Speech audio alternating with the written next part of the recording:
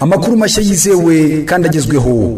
Ibi ni bimwe mu biri kuvugwa mu Rwanda ndetse no ku isi yose.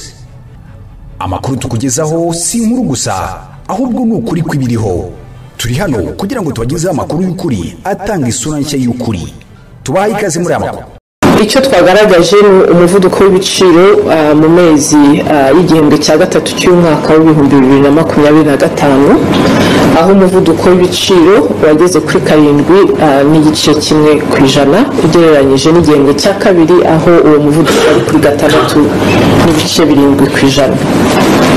Ikigaragara ni uko mu mibare ntabwo tubona aho umuvuduko w'ibiciro ushobora kurenga 8%. Nicyo twerekanye ko muri uyu mwaka w'ibihumbi 2025 uwo muvuduko w'ibiciro uzaba kuri 6.9%, kandi muri iyo mibare dukoresha twanarebye uko ibyo biciro bishobora kuzamuka iyo tension cyangwa se imvururu twari twabonye nyuma y'amatora muri Tanzania zari gukomeza, ariko uko mubizi zarahagaze ndetse n'amakamyo yatangiye gukomeza kuza, ku buryo disruption yari yabaye muri icyo cyumweru itagize ingaruka cyane ku biciro ku masoko yaba ku bicuruzwa tuvana mu mahanga bica Dar es Salaam cyangwa se n'ibindi bicuruzwa biza bivya mu nganda bitinze byari gutera ingaruka ku rwego rw'inganda. Aho rero turagira ngo tubahumurize kuko mubona ko no mu bihumbi 2026 imibare twereka ko umuvuduko w'ibiciro uzaba uri kuri 5.8%, biri hasi y'umuvuduko w'ibiciro by'uyu mwaka. Ikindi ni uko umusaruro mu buhinzi tubona ko uteganyijwe kuba mwiza muri iyi season A. Twatangiye kubona ko ibiciro ku masoko by'ibiribwa cyane cyane nk'ibirayi cyangwa se ibishyimbo bigenda bigabanuka, kandi muri aya mezi aje byanagaragaye mu mibare yo mu gihembwe cya gatatu ku mpuzandengo y'uko ibiciro by'ibiribwa bihagaze byaragabanutse. Ariko nanone mu mibare twerekanye ko ibiciro by'ibikomoka kuri peteroli byiyongereye, hari ibiciro bishyirwaho na guverinoma kuri essence na mazutu byariyongereye. No mu mibare yacu dushyiramo scenarios yerekana si ibyo biciro bikomeje kwiyongera kubera ibiciro by'ubwikorezi, niba abantu bagomba guhindura aho bajyaga bacisha ibyo bicuruzwa bikava Dar es Salaam bikajya Mombasa. Uwo ni umuhanda uri muremure kurusha Dar es Salaam, ubwo ibiciro bya transport biriyongera, ari naho guverinoma yahereye izamura ibiciro by'ibikomoka kuri peteroli kubera icyo giciro cyane cyane cya transport. Twagaragaje ariko ko ku isoko mpuzamahanga ibiciro bya peteroli byo bizakomeza kugabanuka. Aho rero turabona ko pressure ku muvuduko w'ibiciro utazazamuka cyane, ariyo mpamvu muri iyi mibare mubona yuko umuvuduko w'ibiciro uri hafi ahubwo kwegera 5% kurusha uko byarenga 8%. Mu kiganiro yamaze kujyana n'abanyamakuru, guverineri wa Banki Nkuru y'u Rwanda Soraya Hakuziyaremye agaragaza ko imvururu zabaye mu bihugu by'abaturanyi mu bihe bishize zitagize ingaruka zikomeye kwizamuka ry'ibiciro mu Rwanda. Ko Emir wa Qatar Sheikh Tamim bin Hamad Al Thani ageze Kigali mu Rwanda ni mu ruzinduko rw'akazi rw'iminsi ibiri, akaba yakiriwe na Perezida Paul Kagame. Sheikh Tamim bin Hamad Al Thani akaba ageze mu Rwanda kuri uyu wa kane tariki 20 Ugushyingo 2025. Biteganyijwe ko muri ruzinduko azagirana ibiganiro na Perezida Paul Kagame. Bombi baherukaga rero guhurira mu ntangiriro z'Ugushyingo 2025 i Doha, ubwo Perezida Paul Kagame yitabiriye inama ku iterambere rusange. Icyo gihe bakaba banaganiriye ku guteza imbere umubano w'ibihugu byombi ndetse n'imikoranire. Mu gihe kandi u Rwanda na Qatar bifitanye umubano w'ubufatanye mu nzego zitandukanye zirimo ishoramari, ubukerarugendo n'ubwikorezi. Ibihugu byombi kandi bikaba bifite imikoranire mu bijyanye n'ubwikorezi bwo mu kirere. Biteganyijwe ko mu minsi iri imbere Qatar yabaye izegukana imigabane ingana na 99% muri Rwandair. Uretse Rwandair, Qatar inafite imigabane ingana na 30% mu mishinga w'ikibuga cy'indege cya Bugesera. Emir wa Qatar yaherukaga mu Rwanda muri Nyakanga y'umwaka wa 2022 ubwo yari umushyitsi wihariye mu nama y'abayobozi b'ibihugu na za guverinoma ihuza umuryango wa Commonwealth n'inama y'izwi nka CHOGM yabereye Kigali mu Rwanda. Uyu munsi ni umunsi ubundi mpuzamahanga wizihizwa ku isi yose, ni umunsi wahariwe umwana kugira ngo abantu bongere bagaruke ku bijyanye no guteza imbere uburenganzira bwe. Ese abana babayeho bate, bafashwe neza mu miryango, uburenganzira bwabo bwose. Tuyakomereze kuri muri ivuga ko raporo iheruka y'ikigo cy'igihugu cy'ibarurishamibare NISARE yerekana ko abana bafite imyaka iri munsi ya 18 mu Rwanda ari 42%. Umuyobozi mukuru w'ikigo cy'igihugu gishinzwe imikurire ndetse no kurengera umwana NCDA yitwa Ingabire Assumpta akaba yavuze ko kurengera uburenganzira bw'umwana bikwiye gutangirira ku byemezo bimufatirwa.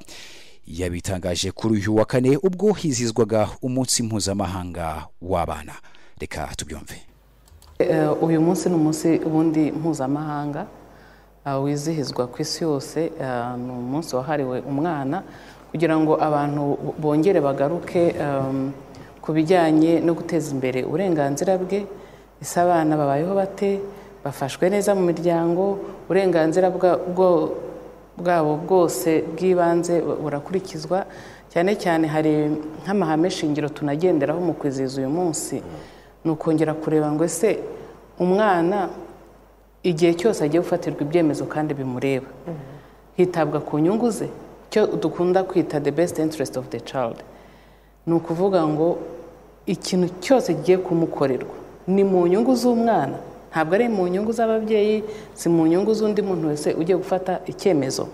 Ikindi irindi hame ni ugufata abana bose kimwe, uburyo bungana, ubwo muhungu umukobwa, ufite ubumuga utabufite. Ikindi no guharanira imikurire myiza n'imibereho myiza y'abana, cyane cyane no kubaha uruhare mu bimukorerwa. Akenshi tunareba ngo ese dufite ibintu dushingiraho nk'igihugu cyacu cyagezeho, dufite politike zo kurengera umwana, dufite amategeko yo kurengera umwana, dufite amabwiriza cyangwa se ingamba zo kurengera umwana. Hari byinshi tumaze kugeraho, byinshi cyane.